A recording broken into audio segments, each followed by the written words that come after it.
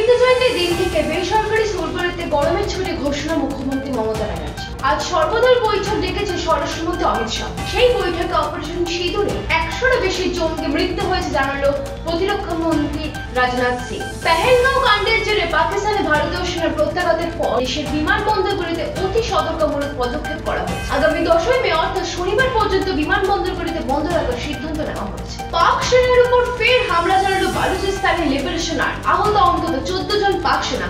দেশ জুড়ে চর্চার অপারেশন শিল্ড। এই মিশনে লোগোকে ট্রেডমার্ক হিসেবে পেতে চাইছেন রিলায়েন্সের কর্ণধার মুকেশ আম্বানি। সূত্র অনুসারে জানা গিয়েছে, শিক্ষা ও বিনোদনমূলক পরিষেবা দানের ক্ষেত্রে এই লোগোটি ব্যবহার করতে চান তিনি। যাত্রী সমেত ভেঙে পড়ল হেলিকপ্টার। বৃহস্পতিবার সকালে দুর্ঘটনাটি ঘটেছে উত্তরাখণ্ডের উত্তরকাশী জেলায়। মৃত্যু হয়েছে 6 জন পর্যটক। কান ফিল্ম ফেস্টিভ্যালে প্রদর্শিত হবে সত্যজিৎ রায়ের অরণ্যের দিনরাত। উপস্থিত থাকবেন শর্মিলা ঠাকুর। সবাইকে চমক দিয়ে টেস্ট ক্রিকেট থেকে অবসর নিয়েছেন ভারতীয় দলের অধিনায়ক রোহিত শর্মা। আর্সেনালকে হারিয়ে 3-1 গোলে চ্যাম্পিয়ন্স লিগের ফাইনালে পিএসজি। সর্বশেষ ওয়েদার আপডেট। আবহাওয়া দপ্তর সূত্রের খবর, আজ বৃহস্পতিবার কলকাতার সর্বোচ্চ তাপমাত্রা 36 ডিগ্রি সেলসিয়াস, সর্বনিম্ন তাপমাত্রা 26 ডিগ্রি সেলসিয়াস। আগামী 2 দিনে দক্ষিণবঙ্গের তাপমাত্রা আরো 3 থেকে 5 ডিগ্রি সেলসিয়াস বাড়বে।